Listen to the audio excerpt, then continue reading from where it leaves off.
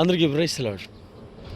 లోకాన్ని సంతోషపెట్టాలనుకునేవాడు దేవుణ్ణి సంతోషపెట్టలేడు. అలాగే దేవుణ్ణి సంతోషపెట్టాలి అనుకునేవాడు లోకాన్ని కూడా సంతోషపెట్టలేడు. కానీ మనము ఎక్కువ కూడాను లోకాన్ని సంతోషపెట్టడానికి ప్రయారిటీ ఇస్తాము.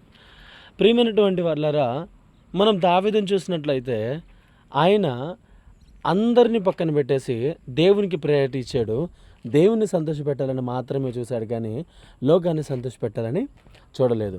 అందుకనే దేవుడు కూడాను ఆ సమయంలో సౌలు తర్వాత ఎంతోమంది బలిష్ఠులు యుద్ధశూరులు ఉన్నప్పటికీ కూడాను వారందరినీ పక్కన పెట్టేసి దావీదును హెచ్చించడానికి ముందుకొచ్చాడు. Praise the Lord. అంటే మనకేమర్థమైంది తెలుసా? మనం లోకాన్ని సంతోషపెట్టాలని చూస్తే ఉన్న వాళ్ళని కూడా పోగొట్టుకుంటాం, ఉన్నదంతా పోగొట్టుకుంటాం. దేవుని సంతోషపెట్టాలని చూస్తే లేనిదాన్ని కూడా తెచ్చుకుంటాం, సంతోషంగా ఉంటాం. ఆ యొక్క రోజులలో దావీదు మహారాజు మించినటువంటి రాజు మనం ఎక్కడ చూడలేం. That is a very good to give the preference to the God. Amen.